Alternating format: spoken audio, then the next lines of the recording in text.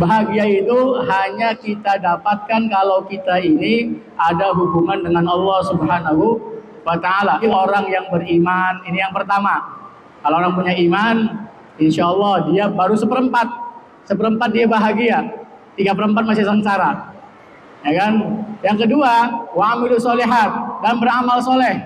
Orang punya iman, amal soleh, baru separuh dia bahagia, separuh lagi masih sengsara. Nah yang 3/4-nya apa? Wa tawasau bil haqqi, tausiah, tawasi dengan al-haq, saling berwasiat dengan kebenaran.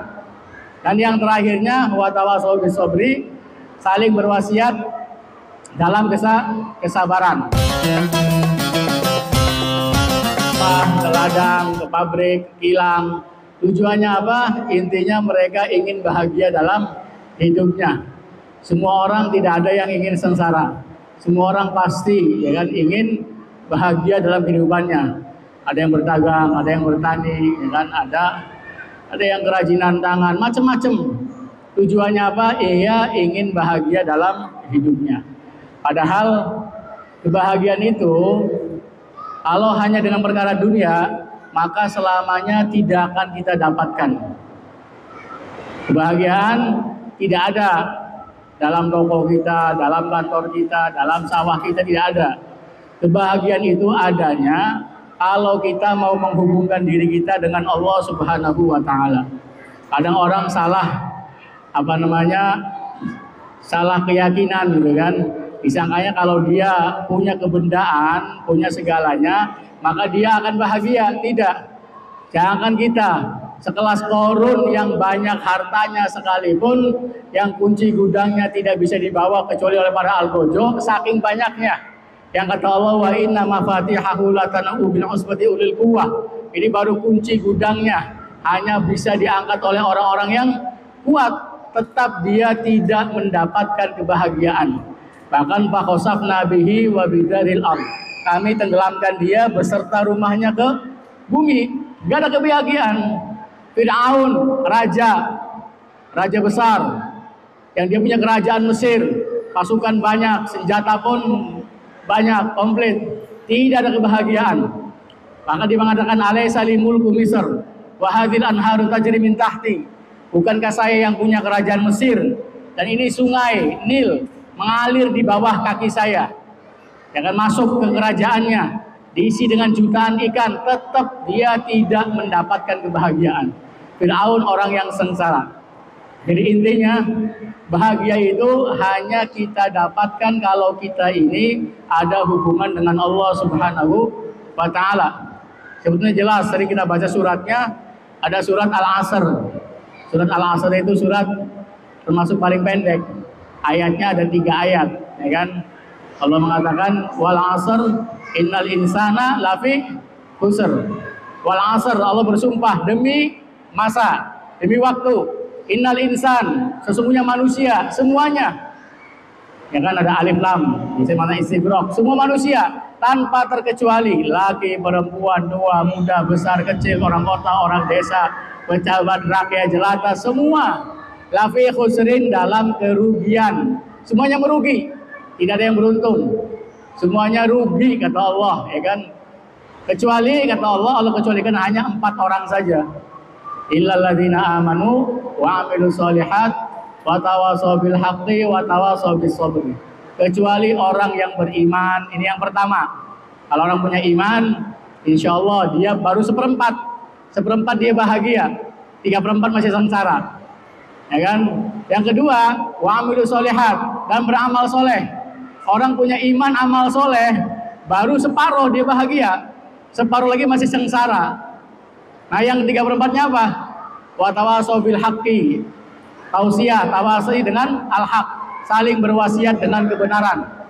Dan yang terakhirnya wa tawasau bis sabri, saling berwasiat dalam kesabaran.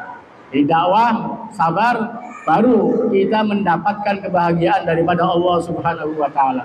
Jadi kebahagiaan yang pertama, kalau kita ingin bahagia di dunia sampai akhirat nanti, yang pertama kita harus punya iman. Jangan harap ada kebahagiaan kalau tidak ada iman. Orang kafir sekalipun punya segalanya, punya dunia seisinya, Fir'aun, Korun, Haman, raja-raja dulu, Namrud, semuanya punya keduniaan. Cuman kalau tidak punya keimanan, jangan harap ada kebahagiaan. Ini iman penting yang perlu kita usahakan. Yang pertama, kalau kita ingin bahagia, jalin hubungan yang baik dengan Allah Subhanahu wa Ta'ala. Ini iman. Makanya iman, masya Allah, perkara yang paling berharga di dunia, bahkan barang yang sangat mahal, lebih mahal daripada makan dan minum, pakaian, rumah kita, segalanya. Orang kalau mati nggak punya rumah, Allah nggak bakal marah. Kenapa kamu nggak punya rumah? Nggak ada masalah. Kenapa kamu kelaparan, kemiskinan? Nggak ada masalah. Yang masalah itu kalau kita mati tidak membawa iman. Kenapa kamu nggak punya iman? Padahal sudah kasih umur di dunia untuk beriman.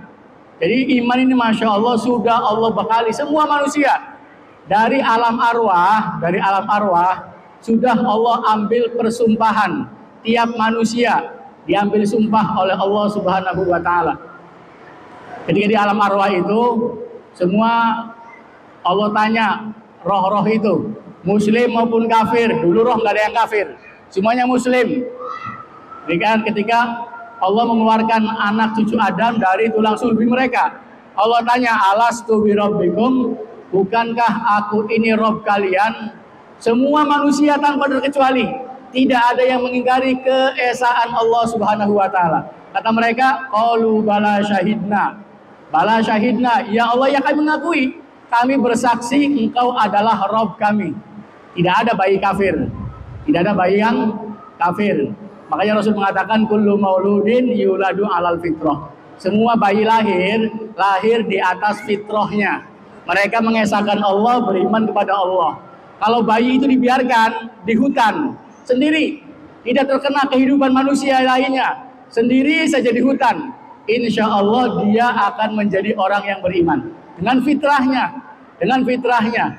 Jadi dia menjadi Nasoro, menjadi Yahudi. Kenapa? Karena kedua orang tuanya lah yang membuat dia Yahudi, Nasrani maupun Majusi. Rasul jelaskan, fa abawahu yuhawidanihi au yunasiranihi au yumajisanihi. Jadi yang membuat dia menjadi Yahudi, Nasrani dan Majusi ialah kedua orang tuanya, lingkungannya. Hakikatnya si bayi itu suci dalam keadaan fitrah, beriman sama Allah Subhanahu wa Ta'ala. Ini semua manusia sudah diambil sumpahnya oleh Allah Subhanahu wa Ta'ala. Tujuannya apa? Kenapa setiap orang diambil sumpahnya? Mukmin maupun kafir sudah diambil. Kata Allah, alasannya adalah di Quran itu Allah jelaskan, qalu bala syahidna an taqulu yaumal qiyamati inna kunna an hadza ghafilin. Tujuannya jangan sampai kalian mengatakan nanti di hari kiamat, ya Allah, saya lupa akan hal ini. Kenapa lupa? Kamu sudah diambil janji, sumpahnya sama Allah. Sudah janji, sudah bersumpah, kenapa diingkari? Jadi sebetulnya orang itu hidup di dunia, tujuannya apa? Untuk menyempurnakan imannya, bukan menyempurnakan makannya. Kadang orang salah keyakinan, disangkanya hidup di dunia ini lahir ke dunia untuk menyempurnakan makannya, minumannya, pakaiannya, rumahnya yang megah, mobilnya pun yang mewah gitu kan. Tidak, kita hidup di dunia ini buat menyempurnakan iman kita yang dulu kita persaksikan di hadapan Allah Subhanahu wa Ta'ala. Benar tidak imannya? Nah, di dunia buat menyempurnakan iman itu yang dulu kita sumpahkan di hadapan Allah Subhanahu wa Ta'ala. Itu makanya apa? Dalam Islam ini dianjurkan kalau anak lahir, ini sunnah, diadzani telinga kanan, iqomah kiri, iqomah telinga kiri. Lepas dari perbedaan hadisnya, yang jelas Imam Nawawi rahimahullah, Ibnu Qayyim rahimahullah mensunahkan azan telinga kanan. Yang anggap dhaif, tidak mau Ibnu Jauzi, tidak masalah. Ini perbedaan para ulama. Yang menganggap dhaif, ya kan nggak boleh jadi hujah, nggak mau azan, silahkan. Tapi ulama yang mengatakan azan banyak juga. Ulama yang mensunahkan azan banyak juga. Kata Syekh bin Baz, maka sunnah. Rasul nggak pernah melakukan. Ya Rasul ke anaknya, ya kan Rasul ke anaknya Tidak pernah, tapi Rasul ke cucunya. Ketika sudah jadi nabi, karena Rasul punya anak, beliau belum jadi nabi, belum ada syariat. Setelah jadi nabi, beliau punya cucu, anaknya Ali bin Abi Thalib. Maka azan di telinga Hasan dan Husain. Azan telinga kanan, iqamah telinga kiri. Lafaz azan apa? Allahu Akbar, Allahu Akbar. Asyhadu la ilaha illallah, asyhadu anna Muhammadar Rasulullah. Diakhiri dengan la ilaha illallah. Anak kecil, belum bisa ngomong, nggak paham pembicaraan, nggak tahu apa-apa. Kerjanya hanya nangis saja gitu kan ya. Kenapa diazani? Ngapain sia-sia gitu ngajarin anak kecil, jangan tidak paham apa-apa. Kata kita, itulah mengenalkan awal kali dia lahir ke dunia, kita kenalkan keesaan Allah Subhanahu wa taala. Kita kenalkan kebesaran Allah Subhanahu wa taala. Pendidikan dimulai sejak lahir. Sejak brojol bayi dikenalkan kebesaran Allah Subhanahu wa taala. Itu maksudnya. Makanya diingatkan diazani, ya kan diazani. Anak udah mulai bisa bicara. Ada di hadis mah, "Idza afsaha auladukum fa'allimuhum la ilaha illallah." Kalau anak kamu mulai fasih berbicara, ajari yang pertama kali itu apa? La ilaha illallah. Jangan cilukba. Kadang punya anak diajarin cilukba, sengat pengen cilukba diningkat-ningkat. Ya kan? Bae, mending meningkat bentak, mengyama gitu kan. Cilukba bae. Jadi yang paling apa? Diajari keimanan, ajari la ilaha illallah. La ilaha illallah. Suruh bicara. Dikenalkan dengan kalimat tauhid. La ilaha illallah. Tambah besar anaknya. Apa? Rasul mengatakan jadidu imanakum. Perbaharulah iman-iman kalian. Jadi iman ini akan rusak. Sebagaimana baju yang kita pakai. Kalau kelamaan dipakai jadi rusak juga. Bulukan dari wong Jawa. Iman pun sama. Dia akan pudar. Akan pudar juga. Maka kata Allah, fas'alullaha ayyujaddida imanakum. Mintalah kepada Allah supaya memperbarui iman kalian. Dengan apa? Memperbanyak la ilaha illallah. Memperbanyak la ilaha illallah. Biar iman terus naik, iman terus meningkat. Ya, ucapkan la ilaha illallah. Ucapkan itu bukan hanya dizikirkan. Zikir bagus, la ilaha illallah, la ilaha illallah. Tapi yang inti, yang bisa meningkat imannya didakwahkan. Maksud kul itu di Quran, di hadis. Maksud kul sampaikan kepada manusia. Qul huwallahu ahad. Qul la ilaha illallah tuflihu. Ini diucapkan, disampaikan ke orang. Rasulullah SAW dakwah dulu awal-awal di Mekah. Itu dakwanya mudah. Ya ayyuhan nas, qulu la ilaha illallah tuflihu. Wahai manusia, ucapkan la ilaha illallah, kalian pasti akan bahagia. Qulu la ilaha illallah tamlikul arab. Ucapkan, dakwahkan la ilaha illallah, kalian akan menguasai tanah Arab. Jadi ajari la ilaha illallah. Ajari la ilaha illallah. Terus ini kan sampai tua, sampai mati pun. Orang mau mati, suruh dia apa? Rasul mengatakan laqinu mautakum la ilaha illallah. Talkinkan mautakum, bukan orang mati. Kalau orang mati udah gak manfaat. Kalau dibacain Yasin nggak ada masalah, karena kita kirim pahala. Ihda usawab, terjadi perbedaan para ulama. Imam Syafi'i tidak nyampe kirim pahala, tapi Hambali, Ibnu Taimiyah, Ibnu Qayyim, ya kan, itu mengatakan sampai. Jadi sekarang aneh, orang mengikut Hambali nggak mau kirim-kirim pahala, kirim hadiah, alasannya bid'ah. Kalau guru-gurunya, syekh-syekhnya mengatakan sampai, tapi orang mazhab Syafi'i, Imam Syafi'i mengatakan sampai, tidak sampai. Tapi ashabu Syafi'i, pengikut-pengikut Syafi'i dan pengikutnya mengatakan sampai. Kalau orang kirim pahala sampai kepada orang mati. Tetapi kalau mentalkin ngajari orang mati la ilaha illallah, yang nggak usah. Ngapain diajari, udah mati, ya kan? Maksud mautakum di situ orang yang akan mati. Di antara kalian ajari la ilaha illallah. Kenapa? Karena Masya Allah keberuntungan besar. Kalau orang mati, akhir ucapan di dunianya la ilaha illallah, dijamin masuk surga. Walaupun hidup 1000 tahun, beramal apa saja, asalnya uripe pernah ngalor ngidul di karuan, tetap kalau di akhir dia mampu mengucapkan la ilaha illallah, pasti surga. Pasti surga. Cuman gak gampang. Sok aja perhatikan. Orang sakit di rumah sakit banyak, ya kan? Atau kita punya saudara sakit, ajari la ilaha illallah. Kalau bisa jago, ya kan? Susah, bener-bener susah. Tergantung saat dia dulu di dunia. Ada orang ditalkini karena di dunia dulunya tukang nembang, tukang nyanyi, di WC pun nyanyi, di mana-mana nyanyi. Ya ditalkini malah nyanyi, malah magu, nyanyi, juga malah ngikuti. Ada yang seneng sawah, sampai maghrib di sawah bae. Kayak sekalian sholat duhur, sholat asar, bablas kabeh maghrib bablas, ya kan, mikiri sawah bae, mekaya bae, mati ditalkini la ilaha illallah, orang bisa. Apa sih disebut? Sawai kita, tergantung. Ketika di dunia, apa yang itu disibukkan, itu yang pasti akan keluar dari mulutnya. Karena hati ini, sumbernya kan ada yang masuk hati ini ada 4 hal. Kita punya mata, punya telinga, punya mulut, ya kan, punya pikiran, itu masuk ke hati kita. Kalau orang hari-hari ngelihatnya dunia, bicara dengarnya dunia, ngomong dunia, berpikir pun dunia, maka ketika dicabut malaikat maut, yang keluar dunia juga.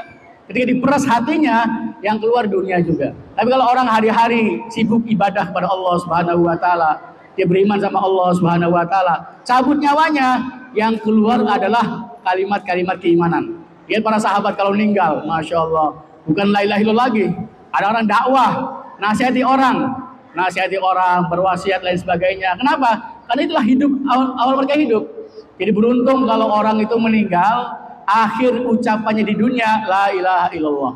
Kalau ada orang sakit, sudah ngucap la ilaha illallah, sudah.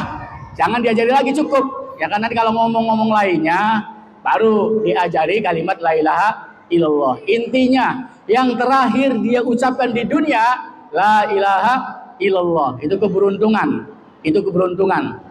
Bahkan orang ini kalau sudah mati, masuk ke kubur, datang malaikat maut, datang Munkar Nakir, nanya di kubur itu, apa yang ditanya? Enggak nanya kamu sukses di dunia, anaknya pira, umahnya pira, mobilnya pira, enggak ada yang ditanya itu mah. Yang ditanya siapa? Yang ditanya sama malaikat Munkar Nakir, man rabbuka, siapa Tuhanmu? Waman nabiyuk, siapa nabimu? Wamadinuk, apa agamamu? Kenapa? Ini tanggung jawab kita. Di dunia, selama di dunia 60 tahun, 70 tahun, tujuannya menyempurnakan iman kita. Maka masuk ke kubur, yang ditanya, ya tanggung jawab tadi. Kalau tanggung jawabnya nggak dijalankan, ya nggak bisa jawab. Malaikat pasti marah, Allah pasti marah. Ya kita punya anak saja, disuruh beli obat ke apotek, bapaknya sakit, nang, tuku obat nang, apotek. Duitnya, malah apa? Malah mainan game, dolanan, bari batur-batur game, beli sida, tuku obatnya. Kira-kira dugal beli uang tua, beli kejagan dugale, uang tua lagi lara, bangun tuku obat, malah dolanan, duitnya dinggo kanggo dolanan, ya kan? Sama orang di dunia ini, tujuan hidupnya ialah untuk menyempurnakan iman dia. Kalau iman dia tidak disempurnakan, tapi malah yang sempurna, yang dia sempurnakan, menyempurnakan makanannya, minumannya, pakainya bagus. Kalau makan nikmat-nikmat, minum enak-enak, pakaian bagus-bagus, rumah mewah-mewah semua, mobil pun sama, tapi iman gak ada. Ini yang bakal Allah marah, ya kan? Akhirnya apa? Ya digada sama Munkar Nakir, ya kan? Pukul pakai gada, ambles, ya kan, ke tanah, terus disiksa sampai datangnya alam yang berikutnya. Tapi kalau orang sukses ujian ini, dia mampu menyempurnakan imannya di dunia, maka di kubur pun akan lulus. Kalau di kubur lulus, ya enak. Sudah kayak tidur saja. Bagaikan pengantin baru mendapatkan kenikmatan. Pintu surga dibuka, Masya Allah. Ya terus sampai alam-alam berikutnya. Jadi ini tujuan kita hidup. Untuk apa? Menyempurnakan iman kita. Makanya Rasul Masya Allah paling getol mendakwai orang yang sedang sakit itu senang. Rasul senang orang kalau sakit, walaupun bukan non Islam, ya kan, bukan Muslim, non Muslim, didatangi. Kenapa? Didakwai. Karena Rasul punya punya tekad, punya tujuan. Semua orang kira-kira mati mengucap la ilaha illallah. Maka target beliau, setiap yang sakit siapapun dia harus didakwai la ilaha illallah. Rasul punya gulang itu pembantu, anak muda, agamanya Yahudi, muamalah nggak ada masalah. Ya kan, Rasul utusan Allah saja punya pembantu Yahudi. Waktu itu sakit keras, Rasul nengok, ya dakwai, wahai si anak muda, atasyhadu alla ilaha illallah wa anna rasulullah, Maukah kau bersaksi la ilaha illallah, saya ini utusan Allah? Si anak muda itu nengok ke bapaknya. Gimana nih wahai bapak? Nabi Muhammad nawari saya untuk bersyahadat. Kata bapaknya, ati Abul Qasim. Sudah, taati, nurut sama Abul Qasim. Akhirnya mengucap syahadat. Asyhadu an la ilaha illallah wa asyhadu anna Muhammadur Rasulullah. Rasul keluar rumah senang. Beliau mengatakan alhamdulillahilladzi anqadhahu minan nar. Segala puji bagi Allah yang telah menyelamatkan dia dari api neraka. Rasul senang kalau ada orang mati mengucap syahadat, mengucap la ilaha illallah. Maka orang kafir pun yang dekat dengan Nabi ditetangi, suruh mengucap la ilaha saat matinya. Ya kan? Ini target beliau. Orang mati pun baca la ilaha illallah. Beliau punya paman Abu Thalib yang ngasuh beliau. Anak Rasul itu yatim, anak yatim, bapaknya meninggal, lahir, diurus kakeknya, kakeknya meninggal, diurus pamannya. Padahal pamannya miskin juga, Abu Thalib ini, anak banyak, anaknya kan ya Ali bin Abi Thalib, Ja'far, Aqil, ya akhirnya apa ya, diasuh beliau, sampai akhirnya dia pamannya sakit, Rasul tetap belum masih Islam, Rasul ingin pamannya itu dapat hidayah. Akhirnya ketika sakit keras ditawari oleh Rasul untuk bersyahadat, untuk ucap la ilaha illallah. Ditawari. Tapi apa? Pamannya tidak mau. Bahkan datang dua orang temannya itu dari orang kafir, kata mereka, wahai Abu Thalib, atarghabu am millati Abdul Muthalib? Apakah kamu benci agamanya Abdul Muthalib?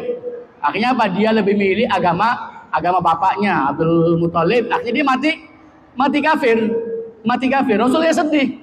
Pamannya yang membela beliau, ya kan? Membela, sudah jadi nabi pun dibela pamannya.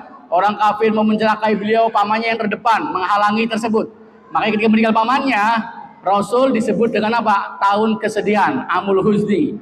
Saat meninggal pamannya dan istrinya. Istri membela dari dalam, kalau Abu Thalib membela Rasul dari luar. Rasul sedih. Maka Rasul mengatakan, siapa yang menerima kalimah yang saya tawarkan kepada paman saya dan dia menolaknya, maka dia akan bebas api neraka. Ini hebatnya kalimah la ilaha illallah. Diucapkan sekali saja bisa menghapus dosa puluhan tahun.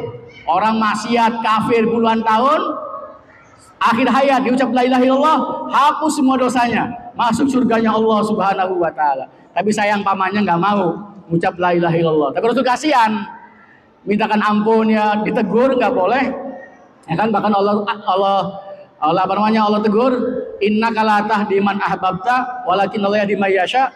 Sesungguhnya kamu hai Muhammad tidak bisa ngasih hidayah kepada orang yang kau cintai, tapi Allah yang ngasih hidayah kepada orang yang dia kehendaki.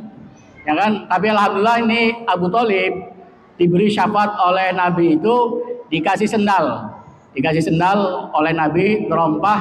Tapi itulah seringan-ringan azab ahli neraka. Walaupun dikasih sendal, tetap otaknya itu mendidih. Saking panasnya api neraka. Itu seringan-ringan ahli neraka, Abu Thalib. Jadi orang kafir pun kalau syafaat peringanan azab ada. Kalau syafaat bebas azab yang nggak ada. Ya kan? Kalau meringankan azab bisa saja. Ya kan, azabnya jadi ringan. Ini pentingnya kalimat la ilaha illallah. Jadi Rasul ini mencari orang yang setiap mau mati dicari, didakwai kalimat la ilaha illallah. Ini pentingnya iman kepada Allah Subhanahu wa taala. Maka kita ini Masya Allah, alhamdulillah ya kan, lahir sudah jadi orang yang beriman. Tidak usah didakwai lagi ucap la ilaha illallah. Orang tua, bapak ibu iman, otomatis langsung jadi iman. Tapi iman itu tidak semudah yang kita bayangkan. Jadi orang beriman tuh gak gampang. Nggak kayak jadi orang Islam, gampang. Syahadat, jadi muslim. Anaknya Habib, jadi Habib lagi otomatis. Anaknya Sayyid, jadi Sayyid lagi. Tapi jadi orang beriman, tidak bisa. Walaupun dia muslim, belum tentu. Ada di zaman Nabi, orang-orang datang ke Rasulullah. Ya Rasul, amanah, kami telah beriman. Apa kata Rasul? Qul, kata Allah, lam tu'minu walakin qulu aslamna. Kalian belum beriman, kalian baru masuk Islam. Jadi kalau masuk Islam gampang, syahadat, masuk Islam. Untuk jadi orang beriman nggak susah.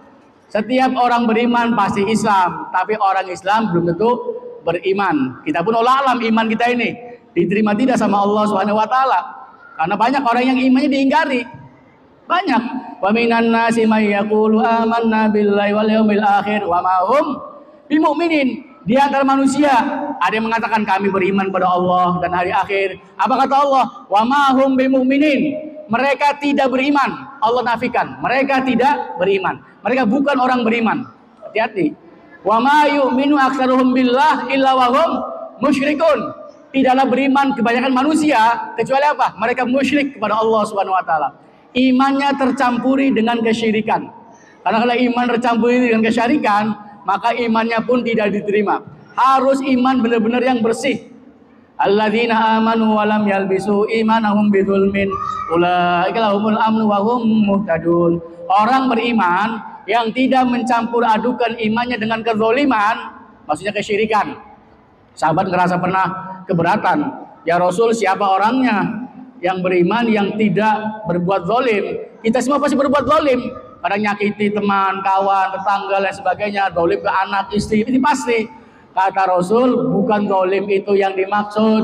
Bukankah kalian tidak membaca ucapan Luqman kepada anaknya, ya bunayya la tusyrik billah inna syirka la zulmun azim. Wahai anakku, jangan berbuat syirik kepada Allah. Sesungguhnya syirik ialah kezaliman yang sangat besar. Maksud zalim di sini yaitu syirik. Orang yang beriman dan tidak mencampuri imannya dengan kezaliman, ulaika lahumul amnu, maka mereka mendapatkan keimanan. Wa ulaika muhtadun, merekalah orang yang dapat hidayah, petunjuk. Jadi tidak mudah menjadi orang beriman. Kita ini masih takut-takut munafik di hadapan Allah, ya kan? Ya masih ada kesyirikan kepada Allah. Kadang kita pun nggak pernah berlindung daripada kesyirikan. Rasulullah SAW ini orang yang jauh daripada syirik. Setiap pagi sore doa sama Allah berlindung dari kesyirikan.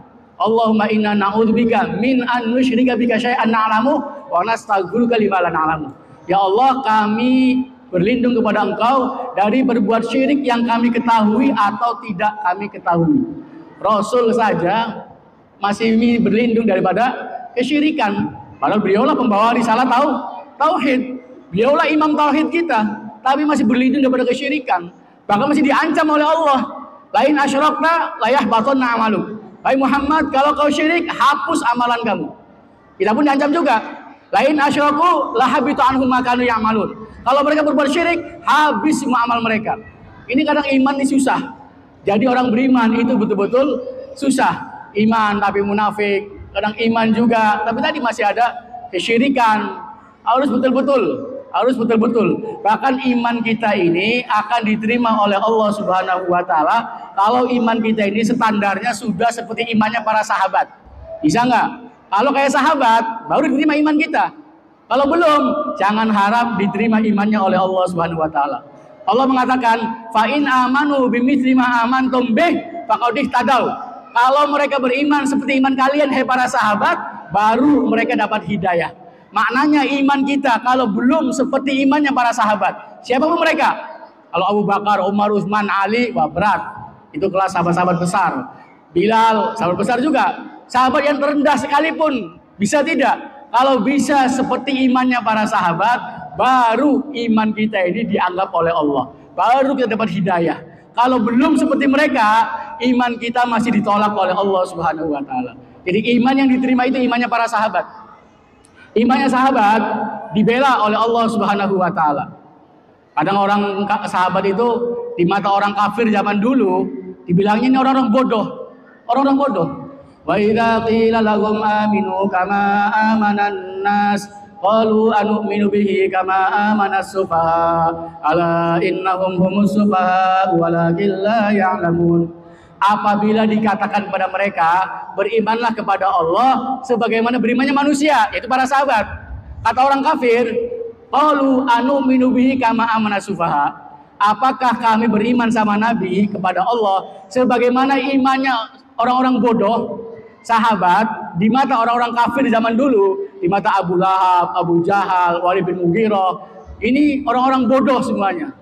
Di mata mereka, sekarang pun sama. Orang Islam mungkin di mata-mata orang-orang kafir yang berharta semua dibanggakan, bilang orang bodoh, orang nggak punya pendidikan dan sebagainya. Allah bela, ala innahum musufaha, justru mereka yang bodoh, mereka yang tidak tahu.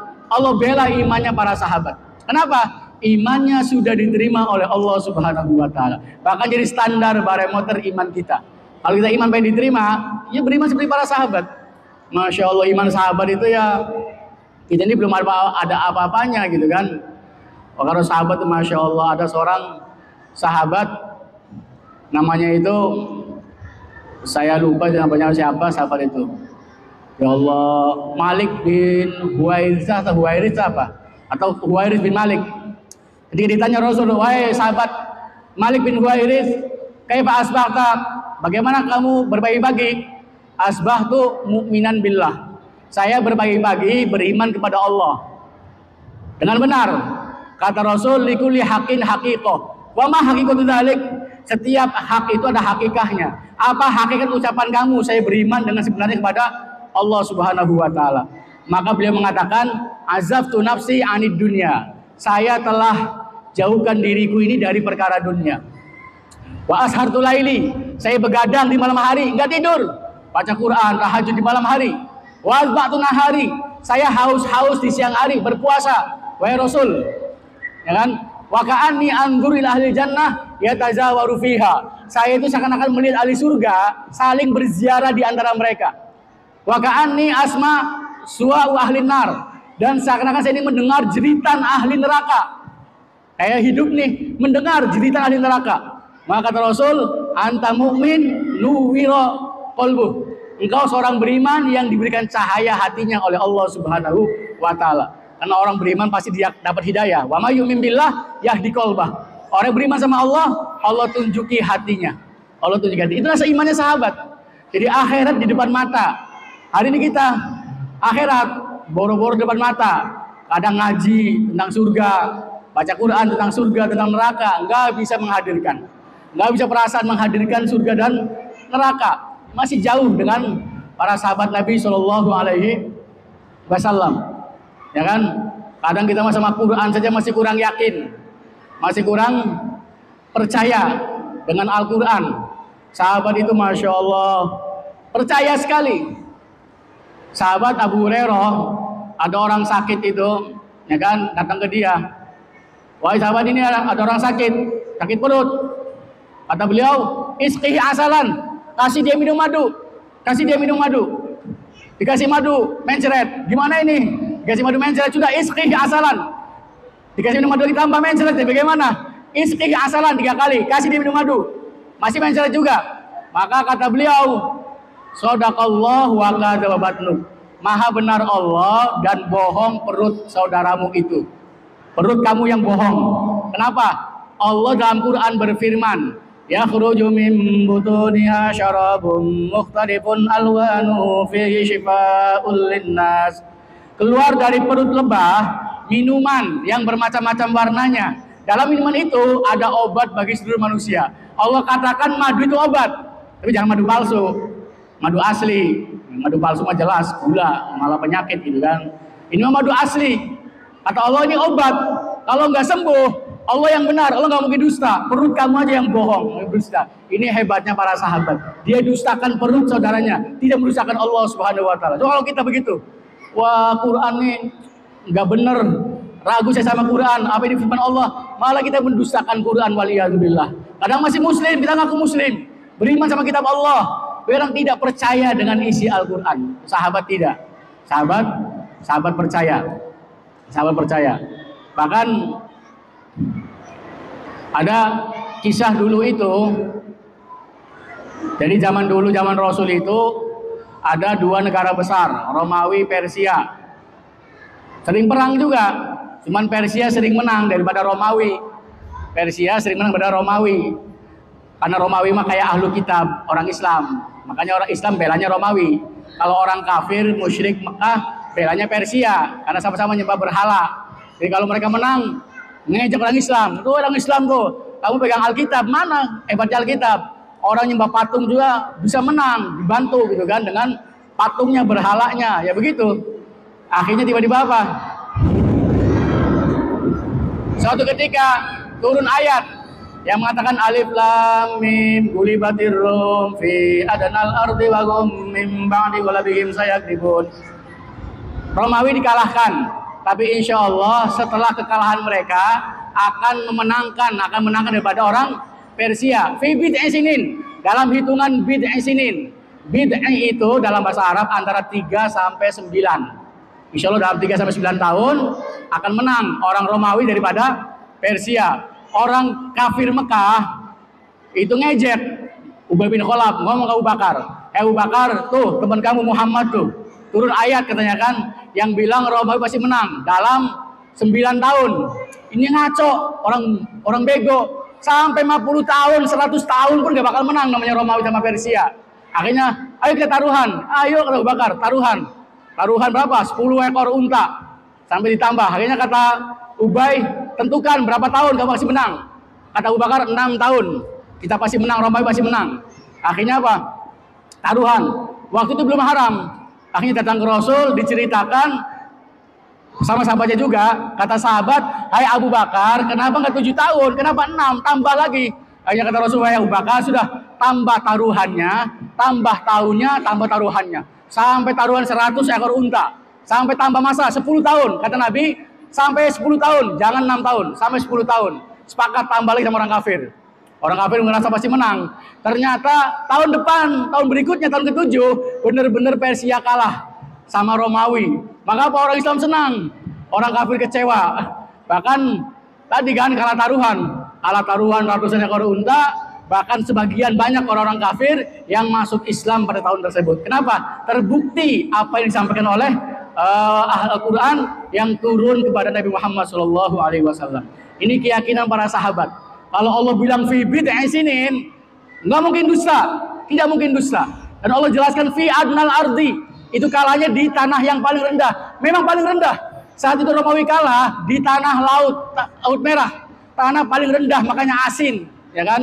Makanya paling rendah di bumi, ya itulah tanah saat Romawi kalah sama mereka.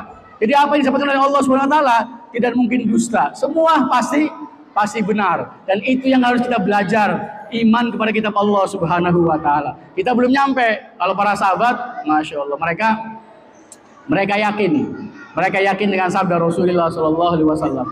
Bahkan di hadis Al-Adhkar ada seorang sahabat namanya, kalau nggak salah itu Abu Darda. Dia diajari Nabi, wahai Abu Darda, kalau pagi sore baca doa ini. Allahumma anta rabbi la ilaha illa anta alaika tawakkaltu wa rabbil arsyil azim masya Allah kana wa ma lam yasha lam yakun, sampai akhir. Ada di Adhkar Nawawi, bisa buka. Kalau kau baca ini, kamu tidak melihat hal yang dibenci pada harta kamu, pada keluarga kamu, kata Rasul tuh. Maka percaya. Suatu ketika dia ngomong ke Abu Darda, wahai Abu Darda, rumahmu kebakaran. Apa kata beliau? Tidak mungkin kebakaran. Kenapa? Saya sudah baca doa Rasul. Kata Rasul bilang bahwa orang baca doa ini nggak mungkin kena hal-hal yang dibenci pada rumahnya, hartanya, keluarganya. Nggak mungkin. Ternyata datang lagi, wahai Abu Darda, betul. Pas api nyampe rumahmu, dia malah pindah ke sebelahnya. Tidak membakar rumahmu. Ada ini riwayat mengatakan, ya Abu Darda, terjadi kebakaran, ya kan, di tempat kamu. Tapi aneh, pas nyampe rumah kamu, apinya ini nggak membakar, pindah ke lainnya. Apa amalan kamu? Ini saya membaca doa Rasulullah Shallallahu Alaihi Wasallam. Itu yakinnya para sahabat dengan doa Nabi. Kadang hari ini kita ini kadang dengan sabda Nabi pun gak yakin. Hadisnya sudah sahih, jelas-jelas sahih, nggak percaya juga. Kenapa? Itulah keimanan kita, ya kan? Imannya ya masih belum betul-betul beriman kepada Allah dan Rasulnya. Harus banyak-banyak belajar lagi, tingkatkan keimanan kita lagi kepada Allah Subhanahu Wa Taala, kepada Rasulnya, ataupun kepada kitab Allah Subhanahu Wa Taala. Wallahu taala alam. Ini kalau kita punya iman yang betul, itu baru seprapat kita bahagia. Belum bahagia, baru seprapat, belum ke amal soleh lagi, ya kan? Apa itu amal soleh? Saya rasa cukup iman dulu, insya Allah. Tutup saja insya Allah ya. Cukup insya Allah. Subhanallah wa bihamdihi asyhadu an la ilaha illa anta astaghfiruka wa atubu ilaik. Assalamualaikum warahmatullahi wabarakatuh.